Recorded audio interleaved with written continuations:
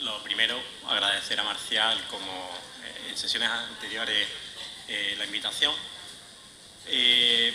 Yo pediros disculpas porque después de la presentación anterior, que ha sido tan interesante y tan animada, la mía es de esta cosa tan fea y además de informática, que es el almacenamiento, ¿no?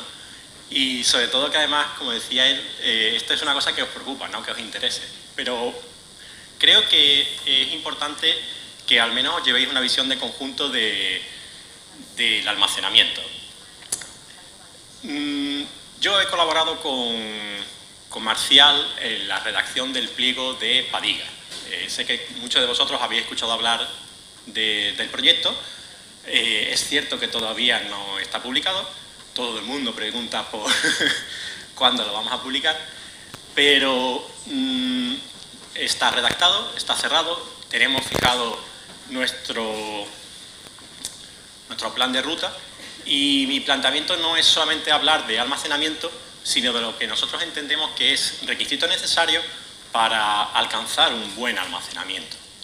O que, más que tener un buen almacenamiento, que el objetivo de tener un almacenamiento sea exitoso. Pues, lo primero, entender que el almacenamiento tiene una componente lógica y luego la más técnica y pura, que es la parte física. Pero la una sin la otra no tiene ningún tipo de sentido. Es decir, hay que establecer desde el principio una estrategia lógica para alcanzar y poder desplegar luego en la parte física un éxito de un buen almacenamiento. En nuestro caso, tomamos como modelo el pack corporativo, el pack de radiología, que para nosotros ha sido un caso de éxito. Es decir, hemos conseguido, o conseguimos en su momento, desplegar en 11 meses el pasar de tener solo 10 hospitales en digital a tener en 11 meses 32 hospitales completamente digitalizados y haciendo producción de imagen digital en radiología. El éxito para mí no fue tanto el hecho en sí de lo que es el proceso, que fue bueno, sino de la satisfacción que pudimos llevar a los radiólogos, muchos de ellos acostumbrados a trabajar con placas, con malas digitalizaciones arcaicas y demás, y el poderlos llevar a un sistema digital con todo lo que ello conllevaba, y sobre todo cambiar la dinámica de muchísimos hospitales en las que sugerentes, por ahorrar 4 duros, porque no eran más, 4 duros, seguían comprando sistemas analógicos y no digitales. Fue una transformación. Muchas veces hay que plantearse que hacen falta proyectos de este tipo para conseguir dar el paso. Para nosotros creo que cuando llegue Padiga será eso, el poder trasladar los servicios de anatomía patológica de Andalucía a un sistema completamente digital, esperamos que en unos cuantos años. Eso sí, hay que tener claro que, aunque el modelo que seguimos es el de radiología, la patología es infinitamente más complicada. ¿De acuerdo? Si os fijáis, esto es un visor de un pack de radiología. Es prácticamente lo mismo que vosotros vais a tener en el futuro, si no lo tenéis ya. Lo único que sucede es que vais a ver otro tipo de imágenes, pero es la misma orientación. Si los radiólogos tienen esto, ¿por qué los patólogos no? Si esto ya está y está funcionando desde hace, lo comentaba un compañero de Siemens ayer, desde hace más de 22 años, ¿por qué no llevamos esto, que es un caso de éxito, a la patología? Cojamos el modelo. Está funcionando. Existe. No es algo que nos estemos inventando. Cojamos la misma referencia. Vosotros sois un servicio que diagnostica por imagen. Cojamos el mismo modelo y apliquémoslo, ¿no? Pues nosotros lo hemos hecho. Hemos planteado que nuestro sistema tiene que ser igual. Y el primer elemento software o lógico que vamos a tomar de la mano es DICOM. DICOM de extremo a extremo. Es decir, Los escáneres tienen que producir en DICOM. Se acabó el que los escáneres generen en su formato propietario. No. Los escáneres tienen que producir DICOM. Si vas a un servicio de radiología, ya no existe ningún aparato que produzca en un formato propietario. Es que nadie se plantea montar un TAC o una resonancia si no es DICOM. Pues el mismo concepto tiene que aplicar en el mundo de la anatomía patológica. Nosotros hemos intentado seguir estas directrices en todos los elementos que aplicamos, por una razón muy importante. Hay que alcanzar el mismo grado de independencia que tienen hoy los radiólogos. A un radiólogo tú le cambias una máquina de rayos y en cuestión de 15 minutos, no se tarda absolutamente nada más. 15 minutos pones en marcha una máquina de radiología. Lo que tardan dos técnicos, el del fabricante y el técnico del PACS, en conectarlo. 15 minutos. ¿Por qué vosotros, cuando montáis un sistema de trazabilidad o montáis un escáner, tenéis que ahora poner a un ingeniero del software del LIS a hablar con el software del escáner para que se lleven allí 15 días y 2 o 3 euros de por medio en establecer un protocolo? Eso ya está creado, se llama DICOM. No hay que volver a hacer esos pasos, existen ya. Lo que hay que convencer a los fabricantes es que nosotros queremos DICOM. Y nosotros vamos a dar el primer paso. Vamos a pedir que todos nuestros escáneres ya generen DICOM. Bueno, me he saltado una lámina. Es lo que pedimos. Todos los escáneres DICOM. Importante, si vamos a trabajar con inteligencia artificial, una de las cosas que he escuchado varias veces es importante que la tengáis a mano. Sí, es muy importante que sea completamente accesible. O incluso, como planteaban algunos de los compañeros de ayer, creo que era el caso de Cataluña, parece, el trabajo nocturno. Es decir, que como en muchas muestras será muy complicado que la inteligencia sea capaz de procesar toda la lámina en tiempo real, pues que lo procese por la noche, está bien. Pero el trabajo de la inteligencia artificial, al igual que se hace en la radiología, tiene que ser DICOM. Es decir, la invocación al sistema de inteligencia artificial y el retorno del resultado tiene que ser DICOM. Y os pongo el caso. Nosotros, en el PAC de radiología, disfrutamos ya de dos sistemas, uno de reconstrucción y uno de inteligencia artificial. Es decir, un radiólogo o un especialista puede ver una placa, bueno, mejor más que una placa quizás, un TAC, una resonancia, aplicarle una reconstrucción y sobre esa reconstrucción, pues desde detectar automáticamente sin ningún tipo de búsqueda dónde tiene un ictus, sin ningún tipo de esfuerzo por su parte, y lo hace todo la inteligencia artificial.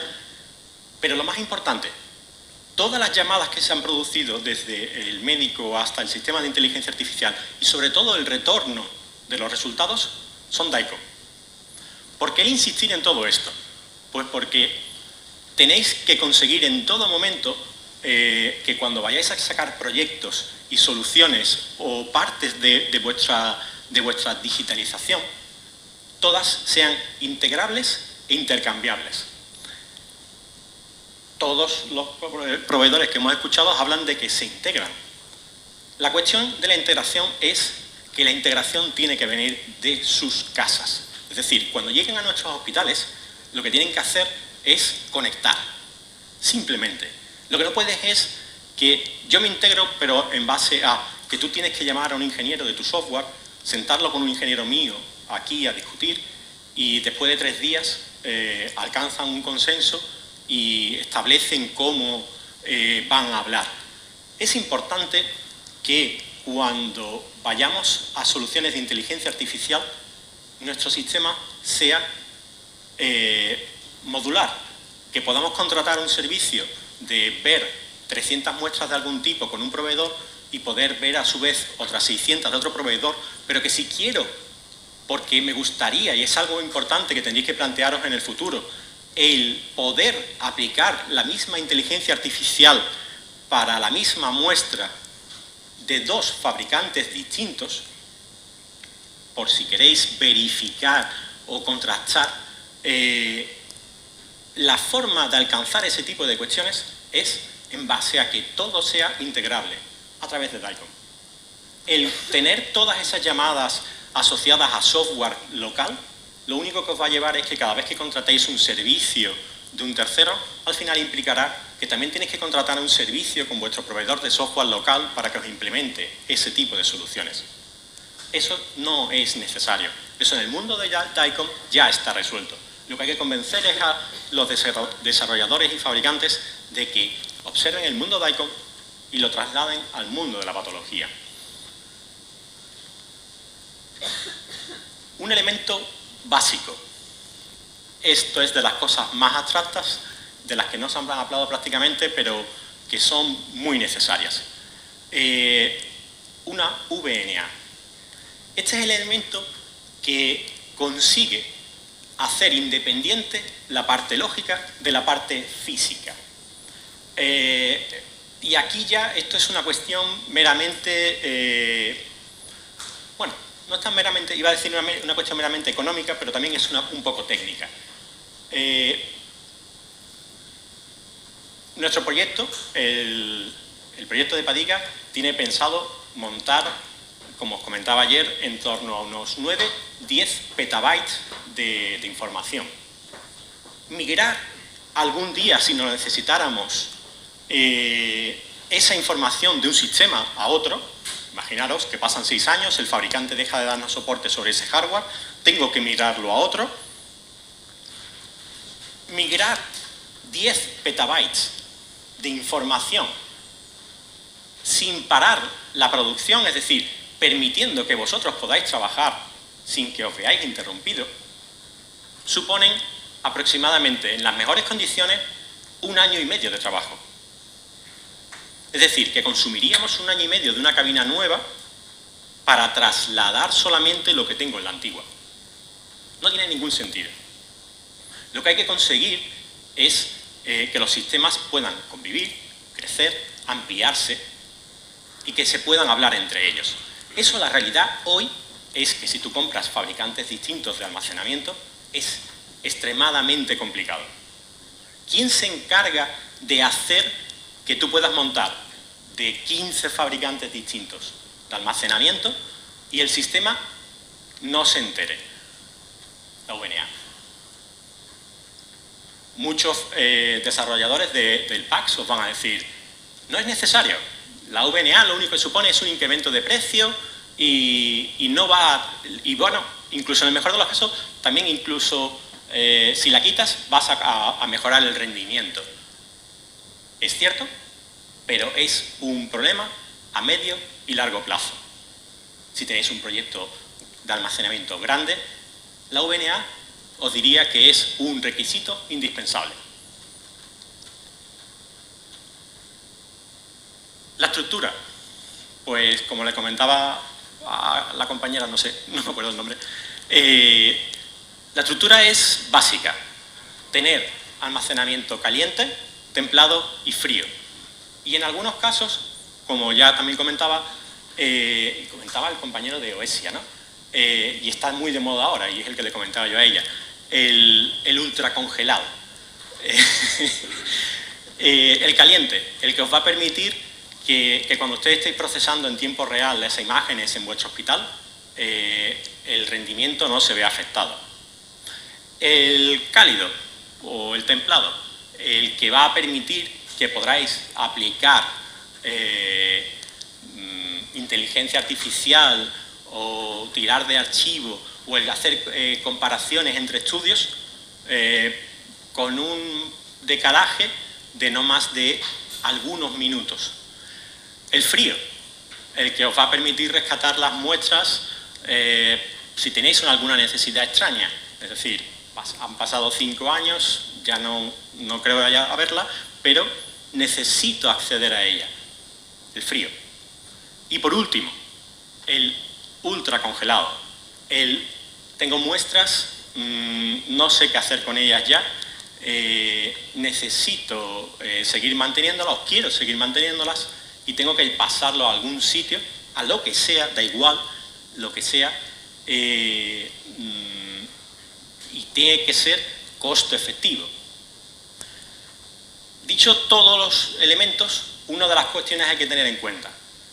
El almacenamiento es un nuevo consumible. Es decir, hay que empezar a hacer ver a nuestros gerentes que lo mismo que compráis de forma periódica algunos tipos de consumibles, reactivos o lo que sea, el almacenamiento es uno más. El almacenamiento va a ir creciendo. Sí o sí. Y es cierto también, el coste de almacenamiento se disminuye mucho, pero al mismo ritmo que va disminuyendo el coste del almacenamiento, aumenta vuestras necesidades de almacenamiento, con lo que al final la curva del coste real se mantiene. Entonces, hay que hacer ver que el almacenamiento es absolutamente necesario. Nosotros ponemos siempre el mismo ejemplo y lo trasladamos de nuevo al caso de la radiología.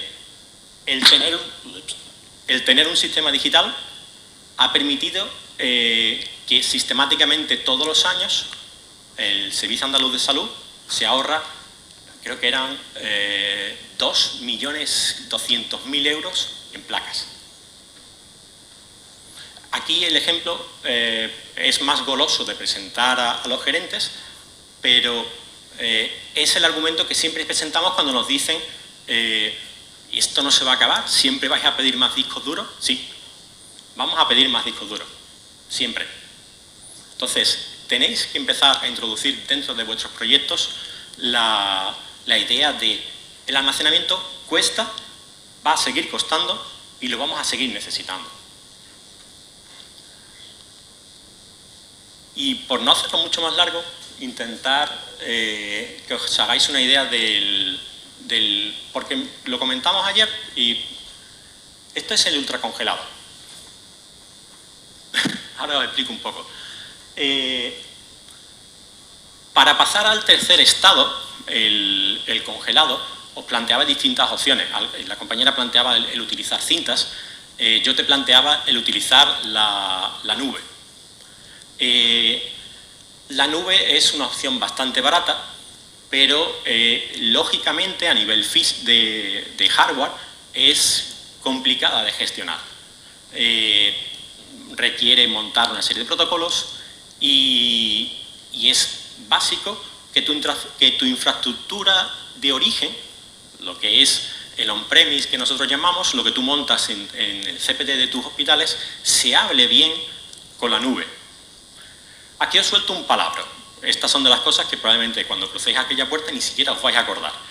Pero es importante que aunque sea refresquéis la presentación en algún momento y os lo llevéis. Objetos S3. Es lo que permite que vuestro almacenamiento local en un futuro pueda hablar directamente con la nube sin ningún tipo de problemas. Es lo que garantiza que tú vas a poder guardar un objeto en tu cabina y que si la cabina sabe gestionar, un día dirá, han pasado 5 años, me lo llevo a Google y ya está, no tengo ningún tipo de problema. Y si lo necesito en algún momento, la cabina sabe dónde está ubicado ese fichero y se lo va a traer. Con lo cual, el sistema es completamente transparente, tanto para vosotros como para los técnicos que lo tienen que gestionar. Lo que os comentaba del sistema de congelado. Imaginaros si trasladar entre cabinas en un mismo CPD 10 petabytes de una cabina nueva a una cabina antigua, o de una cabina antigua a una cabina nueva se lleva un año, trasladar 10 petabytes a la nube se llevan décadas. No hay fibra óptica montada ni por Telefónica ni por nadie que permita trasladar petabytes a un ritmo más o menos razonable. No a nivel comercial. No te venden fibras para ese tipo de cuestiones. ¿Qué es lo que hacen proveedores como Amazon? Y esto ya es un poco anecdótico, ¿no? diluir un poco esta parte tan seca, ¿no? Han inventado ese tipo de cacharritos. En concreto Amazon lo llama copo de nieve. Es un disco duro de 1 terabyte que es capaz de aguantar la caída desde un 8º piso, que le pasen por encima 2 tanques montados uno encima de otro y no sé cuántas barbaridades más, ¿no? Amazon lo que hace es que empaqueta tantos cacharritos de esos como tú le pidas dentro de un tráiler. De hecho, esa fue la presentación del servicio en una conferencia en Nueva York. Te los mete en un tráiler y te los pone en tu oficina. Y desde tu oficina trasladas tus datos a ese camión y ellos se lo llevan a un CPD en el tiempo que tarde. Y ya los tienen securizados. Tan simple y tan fácil. Es decir, tú compras hoy, por ejemplo, en tu proyecto 4 petabytes, los vas dejando que envejezcan y un día llamas a Amazon y le dices, necesito que te los lleves. Te traes un cacharrito de esos y ellos se los llevan y un día ya no lo tienes en tu casa y te olvidas de la dificultad de gestionarlo. Y por último, y por gastarle un poco la broma al compañero de ayer, creo que se llamaba Jordi, ¿no? Ellos tienen unicornios y nuestro icono es el de salvar y guardar, el etiquetito famoso, ¿no? Pues vamos a guardar nuestros datos. Muchas gracias.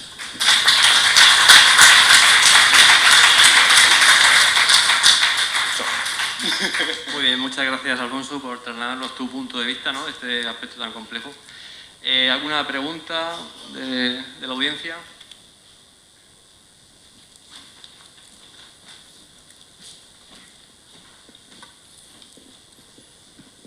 Hola, buenas.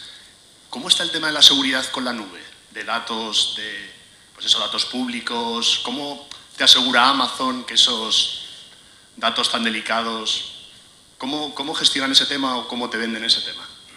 La nube es un poco complicada. De hecho, en las presentaciones muchas veces los fabricantes de hardware te la ponen como nubarrones más que como nubes, y cuando vas a una presentación de Amazon te las ponen de esas blanquitas y demás, ¿no? Siendo real, la única nube pública que hoy en día cumple tanto con el estándar europeo o con la normativa europea y con la normativa española es la de Microsoft. Por 2 motivos. El primero, tienen que garantizar siempre que los CPDs por donde van a estar flotando y moviéndose los datos están en Europa, y tienen que garantizar el segundo factor, que es esto es una palabra en inglés, el safe harbor. El que bajo ninguna circunstancia, aunque tú seas una empresa de un tercer país, alguna autoridad en ese país te puede reclamar esos datos. Es decir, un juez americano le dice a Amazon, necesito ver los datos de y Amazon hoy en día tendría que entregar el dato. La única compañía que actualmente todavía no tendría que entregar el dato es Microsoft. Ellos han creado una división de almacenamiento europea que no responde ante la normativa estadounidense, y hoy, bueno, también hace 6 meses, esto lo vi en una presentación hace 6 meses, la única que hoy cumple, hace 6 meses, Microsoft. El resto pueden garantizar el primer paso, pero no el segundo. Eso no quita. En ninguno de los casos, ni Google, ni Amazon, ni Microsoft, ni ninguno de ellos realizan las tareas que son tuyas. Es decir, la securización del dato te corresponde a ti. Ellos lo que te van a garantizar es que el dato está custodiado, que nadie va a acceder a él y que van a garantizarte la disponibilidad. Pero la anonimización de los datos o el encriptado de que no haya datos de pacientes o cualquiera de los requisitos legales que a ti te exijan, eso los tienes que cumplir tú antes de subir los datos. ¿Alguna otra pregunta? ¿Tú? Yo. ¿Tú? Has hablado del frío, o sea, de los distintos estadios del almacenamiento. Además del tiempo de la imagen, digamos, desde que se hace, ¿podríamos utilizar otros metadatos de DICOM para poder optimizar mejor ese tiempo? Por supuesto. Una de las ventajas, pasa que, bueno, es un detalle ya que no quería aburrir a la gente. Una de las propiedades que tiene los objetos S3 es que funcionan como una especie de caja. Es decir, tú puedes meter cualquier cosa allí dentro, desde un vídeo a una imagen DICOM, a, bueno, lo que sea, un documento de Word, lo que sea. Tú lo metes y es un objeto S3 y lo mandas y ya está. Pero en la caja, en el envoltorio, permite poner todas las etiquetas que tú quieras. Eso no lo tiene el resto de los sistemas de almacenamiento. Es decir, tú puedes etiquetar todas tus imágenes y empezar a decir, esta de las menos importantes. Por ejemplo, no sé, ayer hablabais de algunas que tú decías, bueno, no sé, no me acuerdo de algunas de ellas. Un apéndice. Las apéndices, estas son candidatos a que si voy mal de espacio, me lo mando a la nube. Pues yo etiqueto el objeto como de baja prioridad y, llegado un momento, son de las primeras imágenes que puedo trasladar. Pero en el caso de lo que tú planteabas, puedo etiquetarla para algún interés mío, en el sentido de casos interesantes a tener en cuenta para tenerlo lo más cerca posible del espacio caliente. O puedo añadir información del episodio, lo que sea. La ventaja principal es que cuando hagamos búsquedas, si hemos etiquetado correctamente, la velocidad de recuperación del dato es infinitamente mayor. Pero es una propiedad un poco así ya. ¿Más preguntas?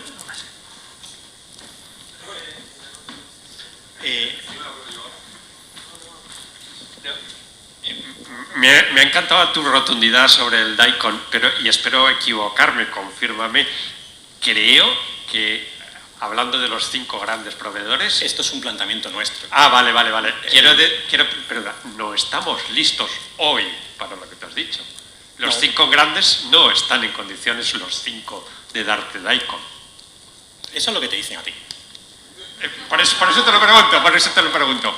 No, porque lo que no podemos es esperar. ¿Pero sabes por qué? Porque cuando, y perdón por lo que voy a decir ahora, pero cuando se han sentado con Marcial y conmigo, la mayor parte de ellos te dicen en bajito, nosotros ya hablamos DICOM, sí. Lo que pasa es que no lo vendemos. Todos así, con la manita. Pero, ¿podemos hoy, o mañana, o el día 1 de enero, empezar a meter los 5 grandes en tu packs con DICOM, todos? ¿O tenemos que esperar...? Es que no lo venden. O sea, no. Yo te pido una cosa. No sé cuándo va a salir Padiga, la verdad. No lo sé. Pero sí te garantizo una cosa que además me permite la ley decirlo. Porque no, es algo público, lo hemos transmitido ya. Uno de los requisitos que pedimos en todas las cosas es que sean DICOM. Lo que te pido es, cuando salgan los sobres, las publicaciones de los sobres, miramos cuántas de los grandes se han presentado. Pero llevamos años esperando a DICOM. ¿Cuántas publicaciones de pliegos han salido exigiendo DICOM? ¿Cuántas? A mí no me gustaría esperar más. No, ni a mí tampoco. A mí lo que me gustaría es tener ya Padiga en la calle hace ya 2 años. Pero mientras tanto tengo que esperar. Pero sí te pido, y os pido a los demás, mirad cuántos de los grandes hoy se quedan sin presentarse.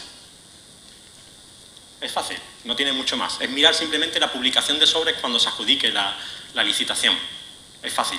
Y creo que lo mismo que nos estaban diciendo en bajito de nosotros ya hablamos DICOM, al final será verdad. Creo. Bueno, siento el tostón del almacenamiento, pero... Muchas gracias, Alfonso. Nada.